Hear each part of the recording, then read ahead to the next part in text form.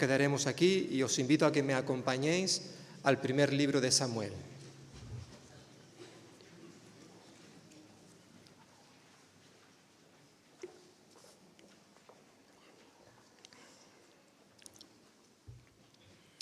Primer libro de Samuel.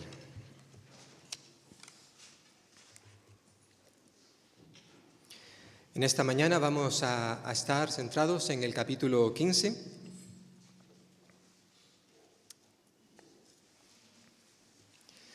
Yo cuando era jovencito participé durante un tiempo en algunas competiciones deportivas y recuerdo que cuando corría mi entrenador me decía o nos decía que no olvidáramos la importancia de dosificar las fuerzas para poder acabar la carrera.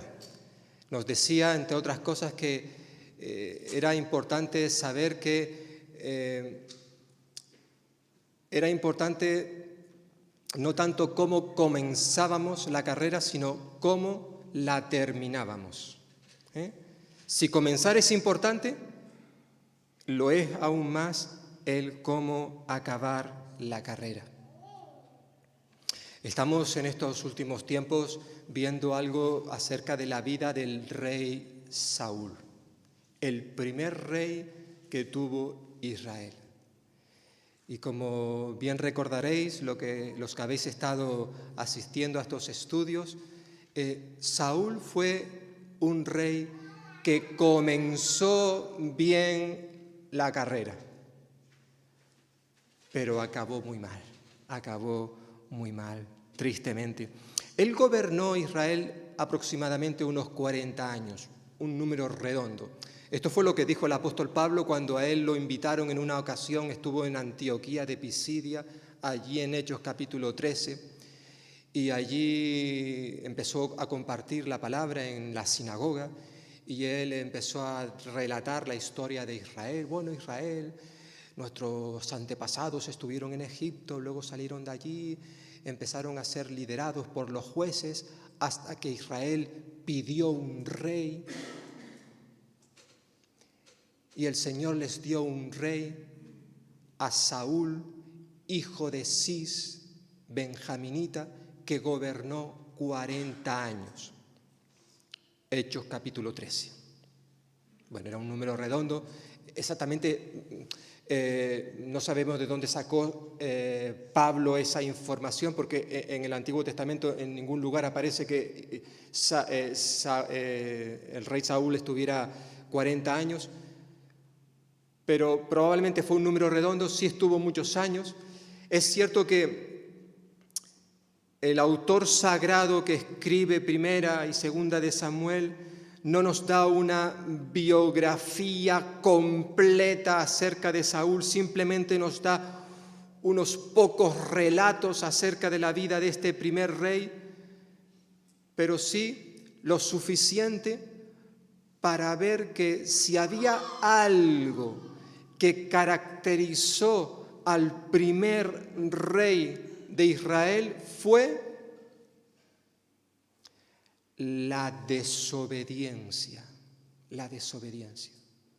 Sí, como ya señalábamos la semana pasada, él empezó bien.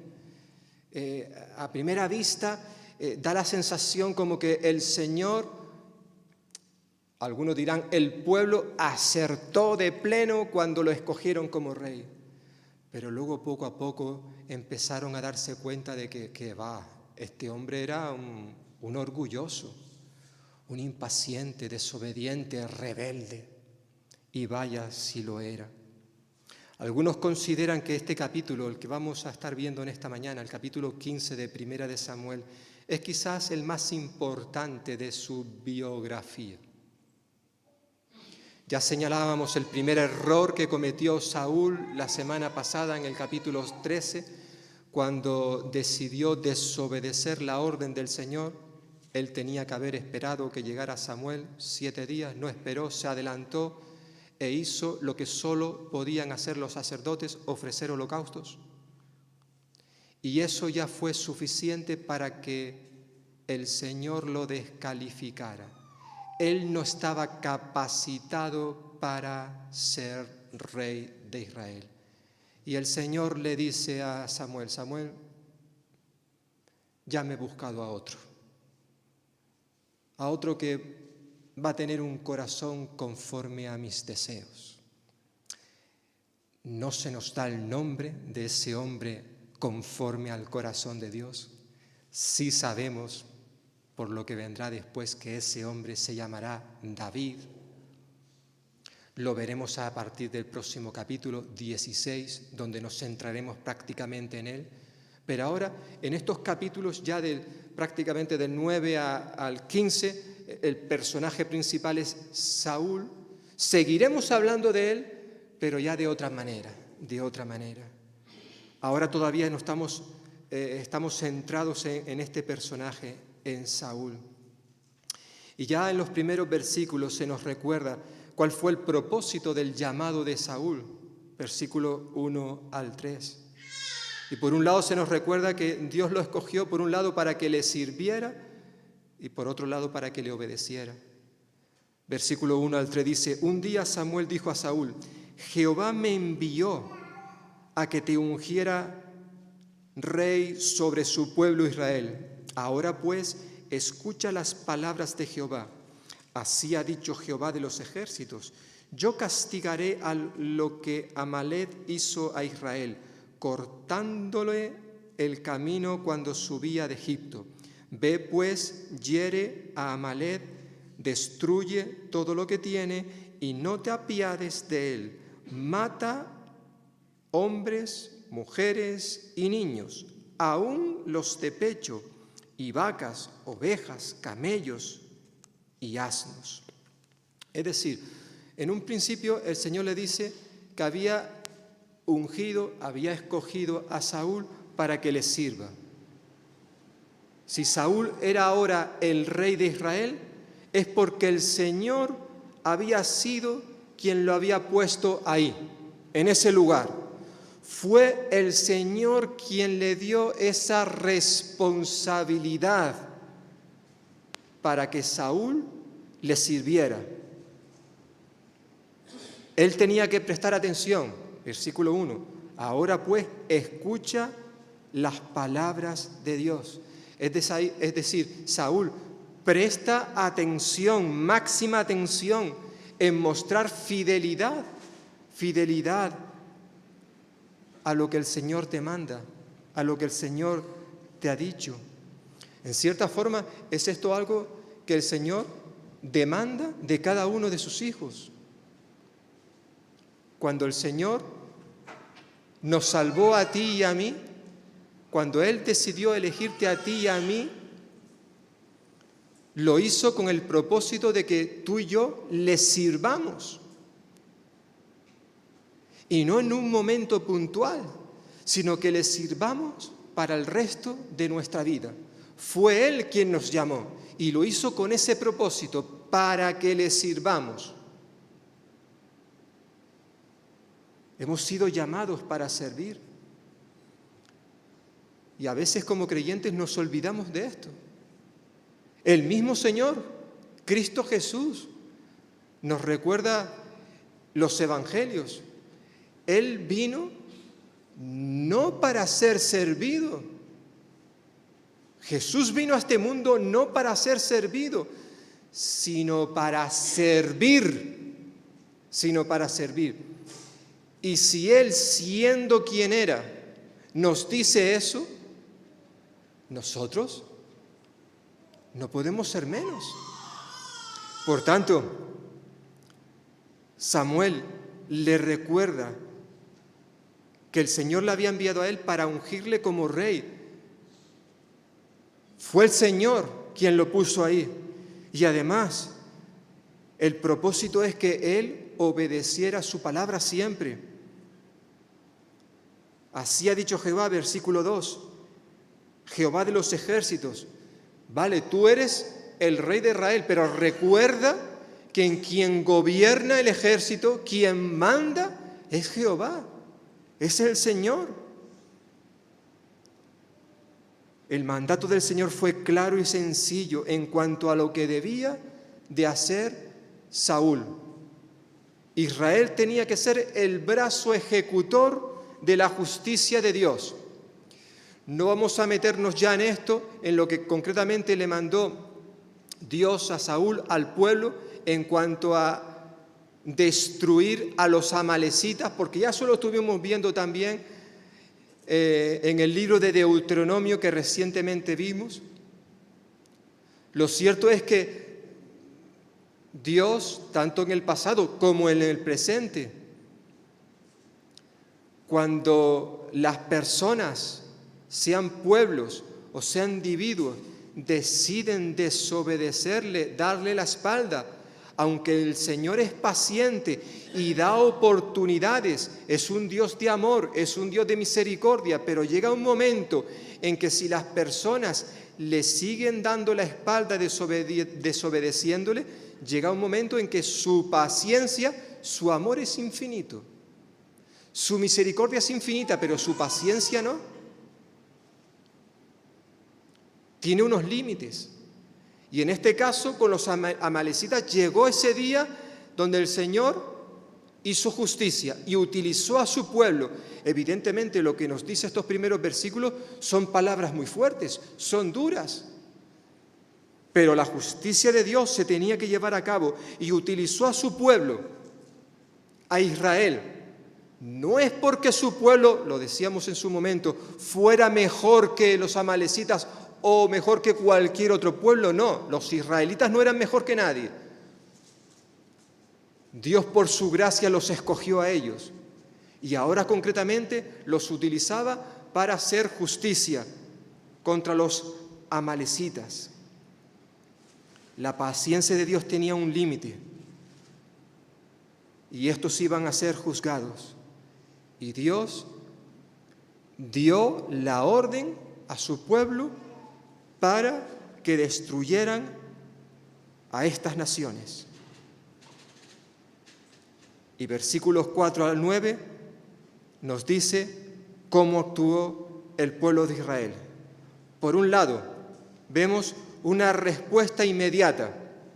Saúl convocó pues al pueblo, versículo 4, y les pasó revista en Telaín, 200.000 de a pie y 10.000 hombres de Judá. Vino Saúl a la ciudad de Amalec y se emboscó en el valle. Es decir, vemos en primer lugar una respuesta inmediata. Chapó, perfecto Saúl. El Señor había dado una orden y Saúl respondió inmediatamente. Como no podía ser de otra manera, hermanos y hermanas, eso es lo que Dios quiere ver de ti y de mí también. Cuando Él nos pide algo, Él quiere que le obedezcamos inmediatamente. No puede ser de otra manera. A veces nos demoramos. Pero Dios quiere que cuando Él nos pide algo, nosotros respondamos de manera inmediata. Lo vemos, por ejemplo, en sus discípulos. Cuando el Señor llama a aquellos pescadores, seguidme. Ellos enseguida dejaron las redes y siguieron a Jesús. Mateo, estaba allí en la mesa contando las moneditas. Mateo, sígueme. Y Mateo lo dejó todo y siguió a Jesús. Eso es lo que quiere el Señor también de ti y de mí, que cuando Él nos pide algo, le obedezcamos inmediatamente. Saúl fue lo que hizo. Perfecto. Además, en segundo lugar, vemos que Él actuó de manera sensata, porque allí en medio de los amalecitas había otro pueblo, los ceneos, que no pertenecían a los amalecitas. Y fue un pueblo, los ceneos, versículos 6 y 7, que en el pasado se habían portado muy bien con los israelitas. Por tanto, se les dio una oportunidad para que se marcharan rápidamente. Versículo 6, entonces dijo Saúl a los ceneos, idos, apartaos y salid de entre los de Amalec, para que no os destruya juntamente con ellos, porque vosotros mostrasteis misericordia a todos los hijos de Israel cuando subían de Egipto.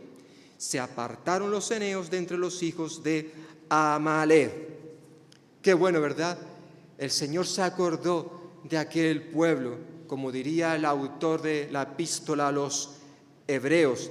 Dios no es injusto para olvidar los hechos de aquellos que se han portado bien con su pueblo.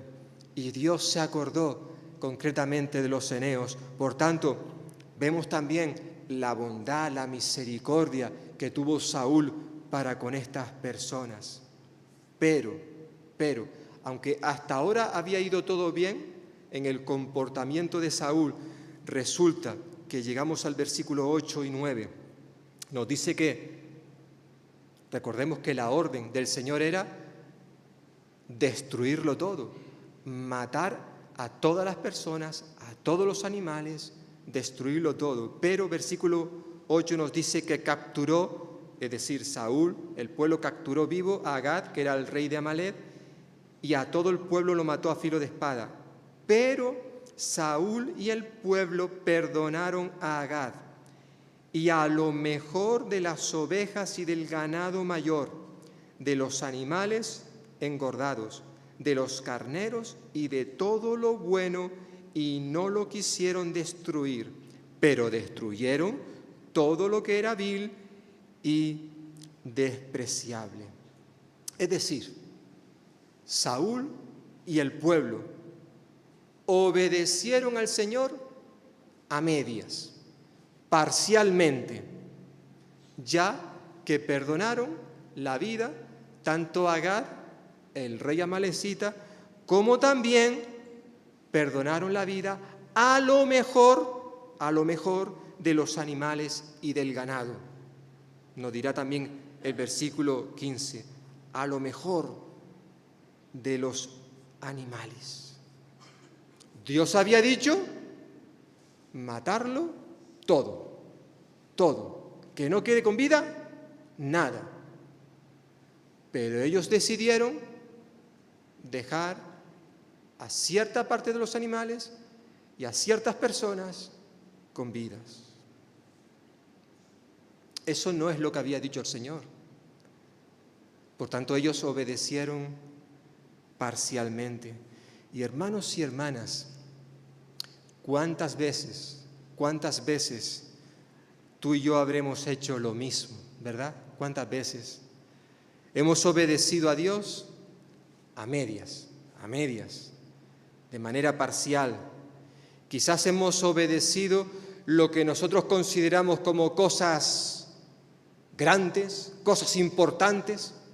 Estas cosas sí, es mejor obedecer lo que el Señor nos dice. Pero hay otras cosas que quizás sí, el Señor ha dicho que no lo hagamos, pero bueno, nosotros consideramos cosas insignificantes, cosas pequeñas, y estas las pasamos por alto. No prestamos mucha atención. No cabe duda de que lo que el Señor le había pedido a Saúl era algo difícil de hacer. Entra y destrúyelo todo. Mata a toda la gente. No cabe duda que esto era algo difícil, terrible, pero era lo que el Señor había mandado y había que obedecerle.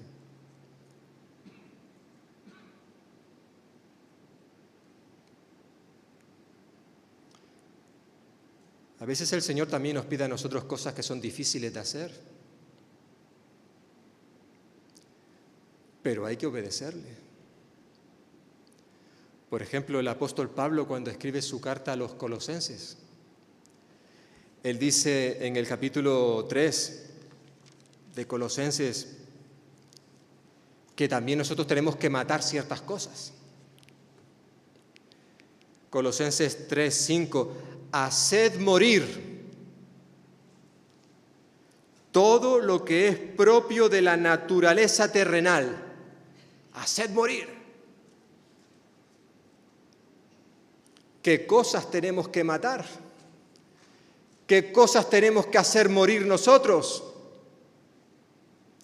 Bueno, dice el apóstol Pablo ahí en Colosenses 3:5, pues inmoralidad sexual o fornicación, dice otra versión, impurezas, bajas pasiones, malos deseos y avaricia, la cual es idolatría. Por estas cosas viene el castigo de Dios, dice Pablo. Vosotros las practicasteis en otro tiempo, cuando vivíais en ellas.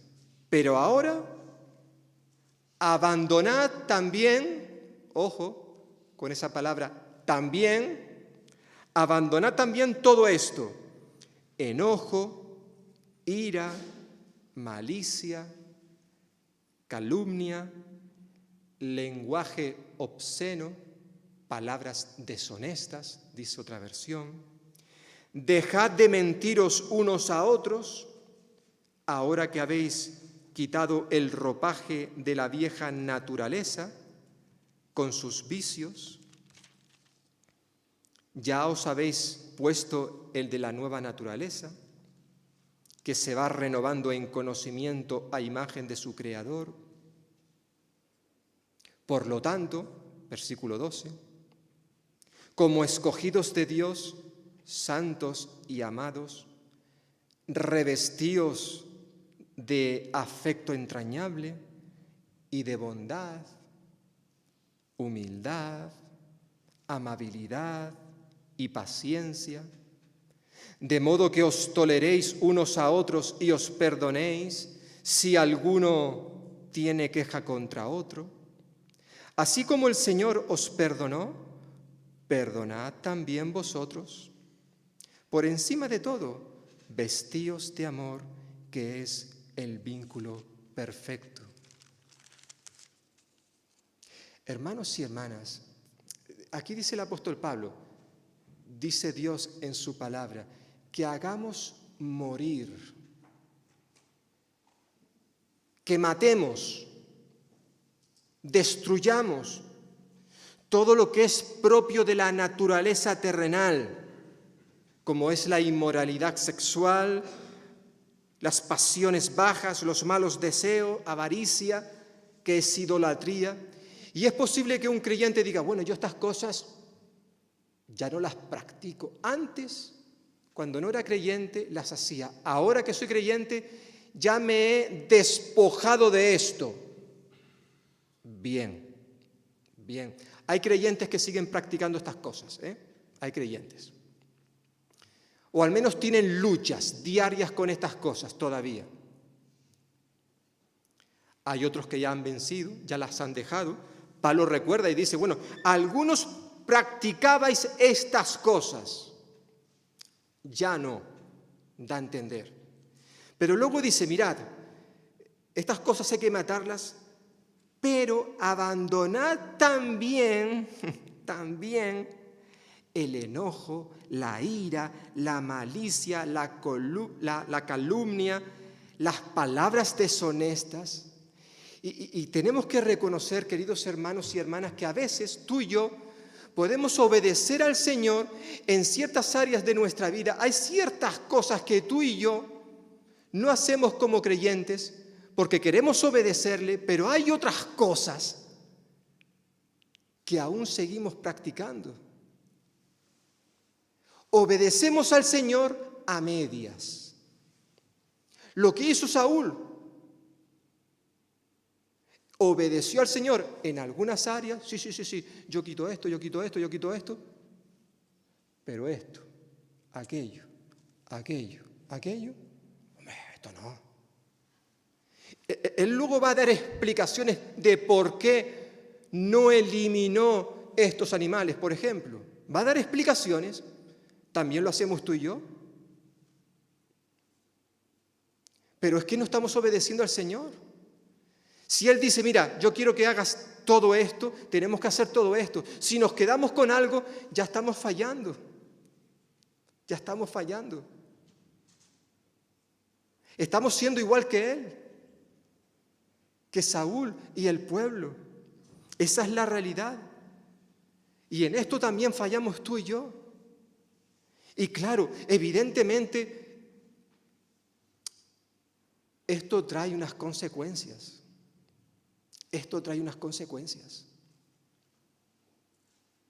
El resultado de nuestro pecado viene a partir del versículo 10 hasta el final. Varias cosas se señalan en estos versículos. En primer lugar, nos dice el versículo 10 al 11, que como resultado de la desobediencia de Saúl, en primer lugar, eso produjo tristeza en el Señor. Versículo 10. Vino luego esta palabra a Jehová a Samuel: me pesa haber hecho rey a Saúl, porque se ha apartado de mí y no ha cumplido mis palabras. Versículo 11 dice, me pesa. Luego versículo 35 dice que el Señor se arrepintió. En el original, según he podido leer, ambas palabras, el mismo verbo, básicamente quieren decir lo mismo. Son la misma palabra y quieren expresar la profunda tristeza que sintió el Señor al ver la desobediencia, la rebeldía de Saúl. El Señor está expresando su tristeza cuando contempló la actitud, el comportamiento de Saúl. Eso es lo que ocurre, hermanos y hermanas, cuando tú y yo decidimos desobedecer, pecar contra Dios.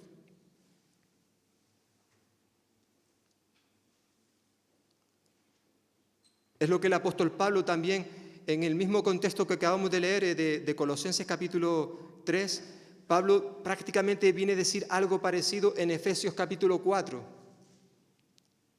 Y allí añade en ese mismo contexto que utiliza palabras muy parecidas, él dice, no entristezcáis al Espíritu Santo de Dios. ¿Sabéis por qué dice Pablo que no pongamos tristes al Espíritu Santo? Porque es posible que tú y yo, por causa de nuestros pecados, cuando hay ira, cuando hay enojo, cuando utilizamos palabras deshonestas o groseras, la expresión que utiliza ahí en Efesios capítulo 4, quítense de vosotros palabras groseras, perdonaos unos a otros, despojaos del viejo hombre. Cuando nosotros actuamos de esa manera, nosotros estamos entristeciendo al Espíritu Santo, a Dios, cuando hay pecado en nuestra vida. Ahora el Señor está diciendo que le pesaba, Él se arrepentía. Evidentemente ese lenguaje es un lenguaje que aquí el autor utiliza, es un lenguaje humano para expresar la tristeza que tiene Dios. No es que Dios se arrepienta, porque Dios no se arrepiente. Es un lenguaje que utiliza para que nosotros podamos comprenderlo, un lenguaje cercano a nosotros. Lo que quiere decir es que Dios se entristece cuando vio a Saúl actuar de esa manera, como también se entristece cuando te ve pecar a ti o me ve pecar a mí. Se entristece. Pero no solamente el Señor, sino que además sigue diciendo versículo 11 que también Samuel se apesadumbró, es decir, se entristeció. Sigue diciendo, y clamó a Jehová toda aquella noche. Dice versículo 11, el pecado de Saúl también entristeció a Samuel y le quitó el sueño. Él no pudo dormir aquella noche. ¿Y qué hizo? Se fue al sillón a ver la televisión. Cogió el móvil y se puso a mirar los WhatsApp. O se puso a ver un libro. No, nada de eso. Él no pudo dormir esa noche por la tristeza que tenía al saber lo que había hecho Saúl. Y lo que hizo fue ponerse de rodillas y pasarse toda la noche orando al Señor por Saúl. Como bien sabéis, lo hemos estado diciendo, Samuel nunca estuvo de acuerdo con que Israel tuviera un rey. Él perfectamente podía haber dicho, ¿no lo había advertido yo? No es bueno tener un rey, os lo había dicho. ¿Veis las consecuencias? ¿Lo veis? ¿Ahora qué? ¿Ahora qué? ¿No había tenido Dios razón? No, en nada de esto. Él no se alegró con la caída de Saúl. Yo a veces he escuchado a creyentes alegrarse cuando otros han tropezado. Saúl no. Saúl se entristeció y se puso a orar toda aquella noche porque él sabía lo que iba a venir como consecuencia de la desobediencia de este hombre. Y qué bueno que tú y yo podamos aprender, hermanos y hermanas, de la actitud de este profeta, de este hombre de oración. Cuando vemos a otros hermanos o hermanas caer, lejos de alegrarnos, más bien tendríamos que arrodillarnos y orar, clamar al Señor cuando otros caen. Y orar al Señor, interceder por ellos, por ellas. Y si es necesario, noche y día, para que esos hermanos y hermanas vuelvan al Señor. Vemos, por tanto, en primer lugar, cómo el resultado del pecado trae tristeza, trae también incapacidad. El pecado nos priva de la capacidad de discernir el bien y el mal. Nos lleva a mentir. Fijaos, versículo 13, que vino pues Samuel a Saúl y le dijo: bendito seas tú de Jehová, yo he cumplido la palabra de Jehová. ¿Cómo que has cumplido? O sea, Saúl consideraba que él había obedecido al Señor, que tú has cumplido. Y Samuel le dice: entonces, si tú has obedecido al Señor, eso que yo estoy escuchando, versículo 14, yo estoy escuchando el balido de ovejas, el bramido de vaca, ¿eso que estoy escuchando qué es? ¿Tú no has cumplido? No me vengas con mentiras. Además, luego empieza a excusar sus faltas, sus errores, a echarle la culpa a otro. Versículo 15, él dice: de Amalec los hemos traído, porque el pueblo perdonó lo mejor de las ovejas y de las vacas. ¿Cómo que el pueblo los perdonó? ¿No eres tú el rey? ¿No eres tú el que manda? Lo vimos la semana pasada. Siempre son los otros los culpables. Saúl le está echando la culpa a los demás. Él no es el culpable. Son los demás. El pueblo perdonó la vida de los animales. Por tanto, el pecado nos hace mentir, incapaces de ver la realidad de lo que está sucediendo. El pecado también nos hace abandonar la realidad, abandonar nuestra fe. Es importante observar cómo hasta en 3 ocasiones en este pasaje Saúl hace referencia al Señor como el Dios de Samuel, pero no su Dios. Fijaos, versículo 15, dice: de Amalec las han traído, los animales, porque el pueblo perdonó lo mejor de las ovejas y de las vacas para sacrificarlas a Jehová, tu Dios. ¿Cómo que tu Dios? ¿Es que el Dios de Samuel no es tu Dios, Saúl? Tendríamos que preguntarnos. Versículo 21, fijaos: pero el pueblo tomó del botín ovejas y vacas, lo mejor del anatema, para ofrecer sacrificios a Jehová, tu Dios. Pero vamos a ver, Saúl, ¿es que el Dios de Samuel no es también tu Dios? Y luego se vuelve a repetir el versículo 30. Yo he pecado, pero te ruego que me honres delante de los ancianos de mi pueblo y delante de Israel, y que vuelvas conmigo para que adore a Jehová, tu Dios, dijo Saúl. En cierta forma, es como si Samuel hubiese abandonado su fe. Y hermanos y hermanas, en cierta forma, cuando en tu vida y en mi vida hay pecado, esto es lo que suele suceder. Si no confesamos ese pecado, lo que suele suceder es que poco a poco nos vamos abandonando.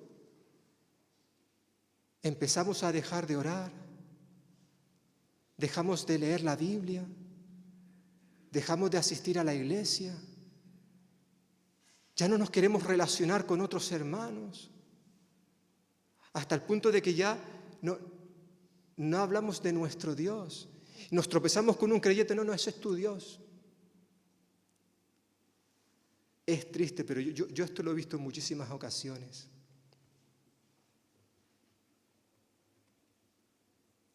Hasta el punto de que, recuerdo en una ocasión mi madre me decía, me he encontrado con fulanita, personas de toda la vida en la iglesia, que dejaron de venir, y encontrártelas por la calle, oye, ¿cómo te encuentras? ¡Oh! Ahora que ya no voy a la iglesia, me encuentro mejor que nunca. ¿Cómo que mejor que nunca? ¿Qué evangelio entendió esta gente? ¿Qué evangelio estuvieron escuchando?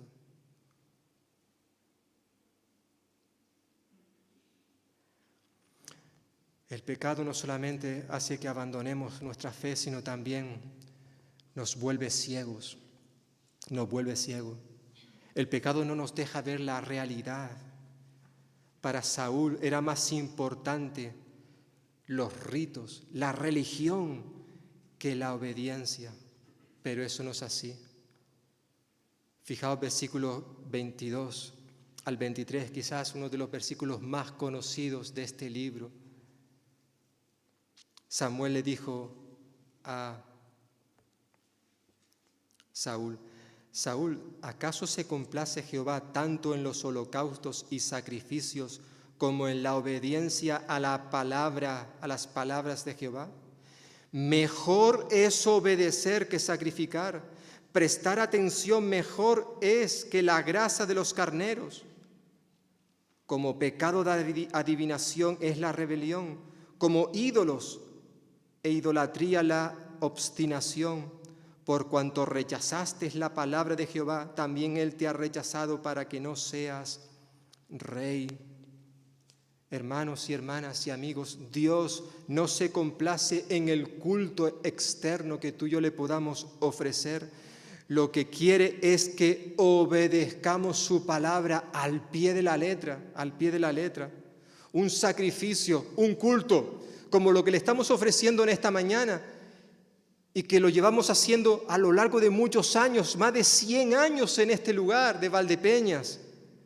Nunca un culto nunca tendrá valor si no va acompañado de obediencia. Y esto lo vemos en muchísimas ocasiones a lo largo de las Escrituras. Evidentemente,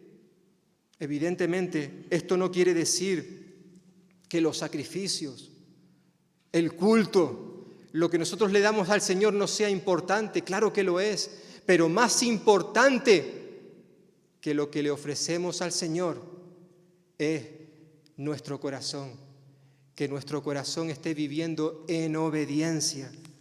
Muchos profetas ya también luego proclamaron esta verdad, que se repite una y otra vez en la palabra de Dios. Quizás una de las más mencionadas que yo personalmente pues siempre tengo en mente son las del profeta Isaías, cuando decía, oíd la palabra del Señor, gobernantes de Sodoma, escucha la enseñanza de nuestro Dios, pueblo de Gomorra. Y el Señor dice, ¿de qué me sirven vuestros muchos sacrificios? Dice el Señor. Harto estoy de holocaustos de carneros y de la grasa de animales engordados. La sangre de toros, corderos y cabras no me complace. ¿Por qué venís a presentaros ante mí? ¿Quién os mandó traer animales para que pisotearan mis atrios? No me sigáis trayendo vanas ofrendas. El incienso es para mí una abominación.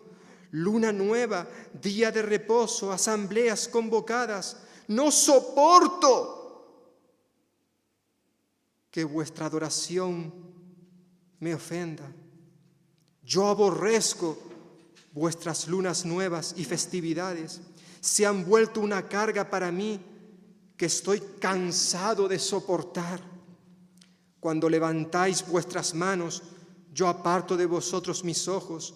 Aunque multipliquéis vuestras oraciones, no las escucharéis, pues tenéis las manos llenas de sangre. Lavaos, limpiaos, apartad de mi vista vuestras obras malvadas, dejad de hacer el mal, aprended a hacer el bien, buscad la justicia y reprended al opresor, abogad por el huérfano y defended a la viuda. Venid, pongámonos las cosas en claro, dice el Señor. ¿Son vuestros pecados como escarlata? Quedarán blancos como la nieve. ¿Son rojos como la púrpura? Quedarán como la lana. Isaías capítulo 1, versículos 10 al 18. El Señor dice a su pueblo una y otra vez: mira, yo estoy harto de lo que me estáis ofreciendo. Repito, no es porque estas cosas fueran malas en sí mismas, no, sino porque se la estaban ofreciendo al Señor con un corazón rebelde, desobediente. Y es lo que estaba sucediendo ahora con Saúl. Por eso el Señor le dice ahora en este precioso pasaje: el Señor se complace más, no tanto en los holocaustos, en los sacrificios, sino en que se obedezca su palabra, Es mejor, hermanos, que no le ofrezcamos nada al Señor, pero que le obedezcamos, y no que le ofrezcamos cosas al Señor, pero que lo hagamos con un corazón rebelde. El Señor lo que busca es un corazón arrepentido. Decía en ese precioso pasaje también el salmista, en el Salmo 51, versículo 16, tú no te deleitas en los sacrificios, ni te complacen los holocaustos, de lo contrario, te lo ofrecería. El sacrificio que te agrada es un espíritu quebrantado. Tú, oh Dios, no desprecias al corazón quebrantado y arrepentido. Las palabras del rey David en el Salmo 51, 16 y 17. El pecado, hermanos y hermanas, no nos deja ver con claridad. Y a veces, tristemente, lo que hacemos es dar más importancia a las cosas, a los actos, a los sacrificios, los ritos, a las cosas que hacemos, y no prestamos atención a nuestro propio corazón. Pero el pecado también nos separa de Dios. Esto fue lo que ocurrió con el rey Saúl, versículo 24 hasta el final. El Señor lo rechazó por completo. Y aquí se lo dice ahora a Saúl. Es verdad que luego él parece como que dio una muestra de arrepentimiento, confiesa su pecado, pero si leemos el texto nos daremos cuenta de que realmente esa confesión era de cara a la galería. No había un corazón arrepentido. Lo que él quería era un poquito cuidar su imagen. Por eso quería que Samuel le acompañase, pero no. Tristemente, la verdadera confesión y arrepentimiento es el resultado del dolor sincero de haber ofendido a Dios. No solo del temor al castigo. Saúl tenía temor al castigo, a ser deshonrado, pero no tenía temor por haber ofendido a Dios. Y eso evidentemente rompió la relación, incluso hasta con Samuel, como se nos dice al final del capítulo. Hermanos y hermanas, para concluir, Dios nos ha salvado con un propósito, y es que vivamos para hacer su voluntad. Decía el apóstol Pablo en su carta a los Romanos que si vivimos, para el Señor vivimos. E incluso si morimos, para el Señor morimos, decía allí en Romanos 14, 8. Pero antes, unos versículos antes, en el capítulo 12, Pablo había dicho: hermanos, teniendo en cuenta las misericordias de Dios que Él había desarrollado, había expresado en los capítulos 1 al 11, teniendo en cuenta esas misericordias, dice Pablo: os ruego que cada uno de vosotros en adoración espiritual ofrezca su cuerpo, su vida como sacrificio vivo, santo, agradable a Dios. No os amoldéis al mundo actual, sino transformaos mediante la renovación de vuestra mente. Así, de esa manera, podréis comprobar cuál es la voluntad de Dios, buena, agradable y perfecta. La única manera de hacer esto es viviendo vidas obedientes. Había un himno que recuerdo que cantábamos en mi iglesia, me parece que ya no se cantan los himnos, o muy poquitos. Un himno que decía que para andar con Jesús no hay sendero mejor que guardar sus mandatos de amor. No hay otra senda. Para andar con Jesús no hay sendero mejor que guardar sus mandatos de amor. Obedientes a Él siempre habremos de ser y tendremos de Cristo el poder. Obedecer y confiar en Jesús es la senda marcada para andar en la luz. Saúl, como he dicho al principio, comenzó bien la carrera, pero acabó mal. Hay otro Saúl, o más bien un Saulo en el Nuevo Testamento, que fue al revés. Él comenzó mal la carrera, pero acabó bien. Por eso al final de su vida él pudo decir: he acabado la carrera, he guardado la fe. Saúl fue un hombre que vivió para sí mismo, pero el Saulo del Nuevo Testamento fue un hombre que para él el vivir era Cristo. Y hermanos y hermanas, si tú y yo queremos realmente lo mejor para el Señor, así se titula esta predicación, lo mejor, entonces tenemos que vivir en obediencia. Y eso evidentemente implica tener que pagar un precio. Cuesta. Obedecer al Señor cuesta mucho, no es fácil. Hacer morir lo terrenal en nosotros cuesta mucho, pero es lo que Dios demanda de sus hijos, de ti y de mí. A Cristo le costó mucho más. Le costó mucho más a Él el dar su vida por ti y por mí. El que tú y yo ahora podamos tener vida implicó que Él tuviera que dar la suya. El que tú y yo podamos tener vida implicó que Él tuvo que morir, dar la suya.